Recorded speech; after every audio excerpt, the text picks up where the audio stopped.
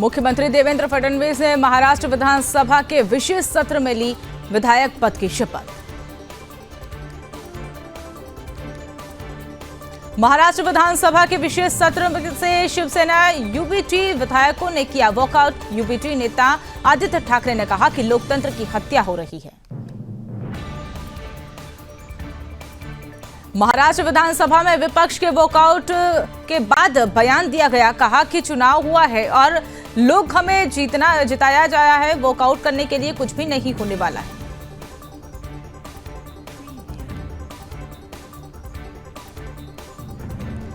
तो आपको बताते चले कि वाराणसी के उमराह स्थित स्वर्वेद महामंदिर में मुख्यमंत्री योगी आदित्यनाथ ने पूजा अर्चना की। उप मुख्यमंत्री और एनसीपी प्रमुख अजित पवार पहुंचे विधानसभा। महाराष्ट्र विधानसभा का विशेष सत्र हो रहा है।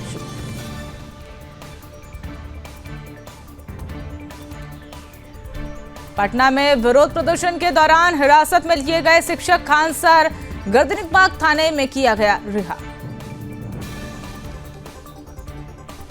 पूजा स्थल अधिनियम की याचिकाओं पर सुनवाई के लिए सीजेआई ने 12 दिसंबर को विशेष पीठ का गठन किया। गोवा के हिल टॉप में इंडिया बाइक वीक का 11वें संस्करण का हो रहा आयोजन। 6-7 दिसंबर को आयोजित हो रहा है कार्यक्रम। भाग्यनगर में सीएम रेवंत रेड्डी ने शुक्रवार को नए पर्यटन नीति पर बैठक की। अधिकारियों को दिए जरूरी दिशा निर्देश। हिमाचल प्रदेश के कांगड़ा जिला संग्रहालय में अंतर्राष्ट्रीय कला प्रदर्शनी किया गया। कलाकारों ने अपनी प्रदर्शनी का प्रतिभाग किया। रायपर्थी एसबीआई बैंक चोरी मामले में वारंगल पुलिस ने 3 लोगों को गिरफ्तार किया। बैंक से चुराए गए सोने के आभूषण बरामद किए गए। भाग्यनगर के मकलपेट रेलवे स्टेशन पर आग लगी, कई गाड़ियां जलकर हुई खाक। नेपाल के जनकपुरी में मनाया गया विवाह पंचमी का महोत्सव। श्रद्धालुओं ने हर्षोल्लास के साथ विवाह पंचमी का उत्सव मनाया। संध्या थिएटर के बाहर हुई भगदड़ पर एक्टर अल्लू अर्जुन ने जताया दुख। बोले कि पीड़ित परिवार से मिलूंगा, हर संभव मदद का आश्वासन दिया। वाराणसी दौरे पर मुख्यमंत्री योगी आदित्यनाथ काशी में काल भैरव मंदिर में पूजा अर्चना की। काल भैरव मंदिर में दर्शन के बाद सीएम योगी ने काशी विश्वनाथ मंदिर में की पूजा अर्चना।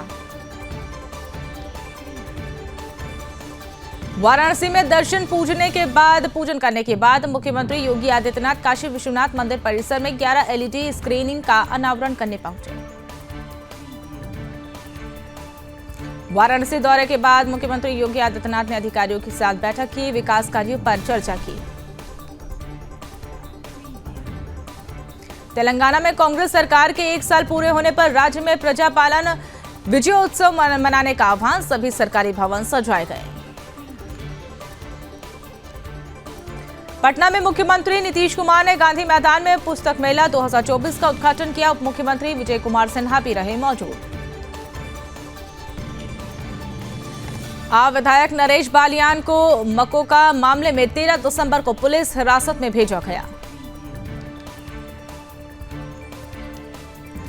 केंद्र सरकार ने देश के वंचित जिलों में 85 केंद्रीय विद्यालय और 28 नए नवोदय विद्यालय स्थापित करने की मंजूरी दी।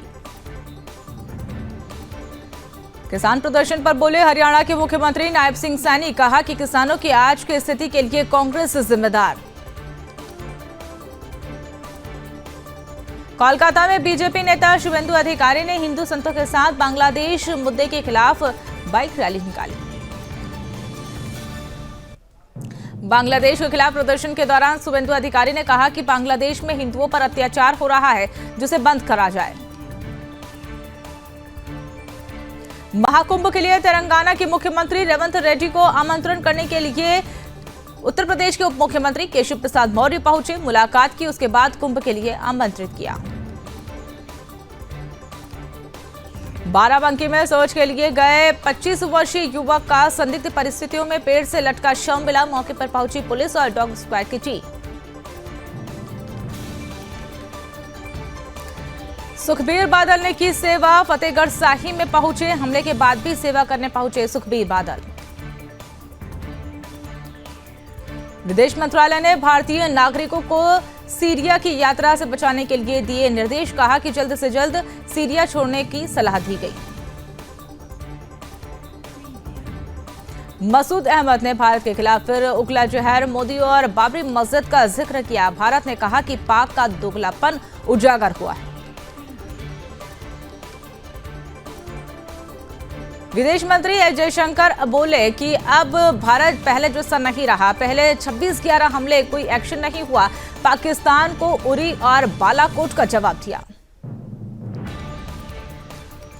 रूस और पाकिस्तान के बीच चलेगी मालगाड़ी, अगले साल मार्च में होगा ट्रायल रन। ईरान अजरबैजान से होकर गुजरेगी ट्रेन। सिंगापुर में बुजुर्ग आबादी बढ़ी, लेबर पावर घटा। अब फर्टिलिटी रेट की बात करें तो 0.97 पर पहुंची। सिंगापुर में बुजुर्ग आबादी पर एलन मस्क बोले, सिंगापुर गायब हो जाएगा। बांग्लादेश ने उठाए बड़े कदम, अब पाकिस्तानियों को बिना सिक्योरिटी क्लियरेंस बांग्लादेश में एंट्री मिलेगी। भारतीयों को वीजा देने में कटौती। एस जयशंकर बोले, अगर अब फिलिस्तीन देश बनाने के लिए हमारा समर्थन रहेगा। बंधकों से मुक्त करने के लिए आतंक लगातार जारी रहेगा। इजराइल हमारी मुसीबत के साथ खड़ा रहा।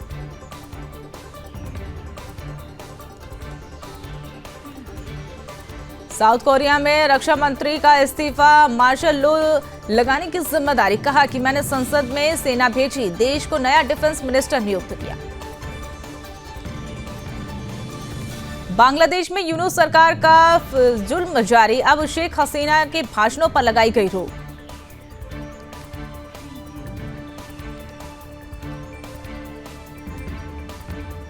सीरिया में बशर अल असद शासन को लगा एक और बड़ा झटका। हमा शहर में विद्रोही गुट को कब्जा किया गया। असद शासन के हाथ से निकला चौथा शहर।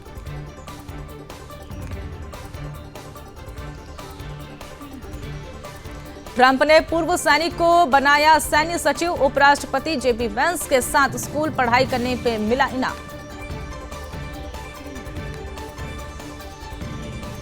गाजा पर फिर गिरी इजराइल की गाज, भीषण हवाई हमलों में 21 लोगों की मौत।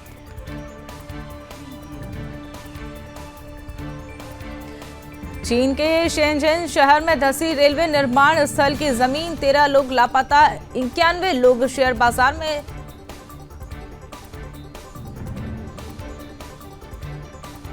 शेयर बाजार में जोरदार एंट्री के साथ अब इलेक्ट्रिक्स कंपनियों की एंट्री होगी। हर घर में मिलेगा इसका प्रोडक्ट और घर जाएगी प्रमोटरों की जिम्मेदारी।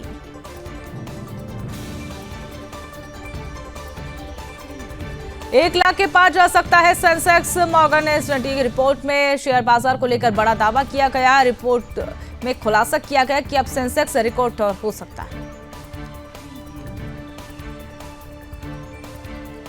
आरबीआई ने 11वीं बार अपने रेपो रेट में नहीं किया कोई भी बदलाव। निवेशक बेहतर रिटर्न के लिए मौजूदा समय में एफडी कराने के लिए सोच सकते हैं।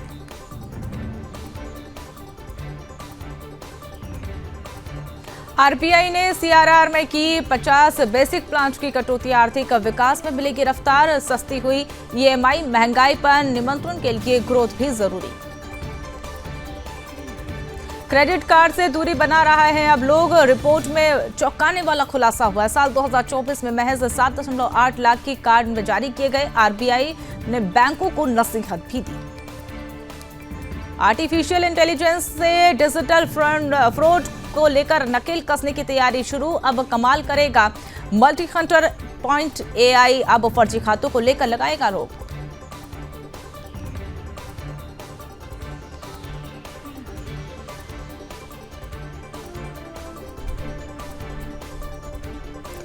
अब एनआरआई को भारत में पैसा रखने पर मिलेगा मोटा रिटर्न। आरबीआई ने गजब का ऐलान किया। अब रिजर्व बैंक अस्थिरता पर विदेशी मुद्रा भंडार का इस्तेमाल करता हुआ नजर आया था। भारत सरकार कुछ उत्पादों पर बढ़ाने जा रही है टैक्स। जीएसटी ढांचे में सुधार के लिए मंत्रिमंडल समूह ने दिया यह प्रस्ताव। सरकार ने जीएसटी 28% से बढ़कर 35% की।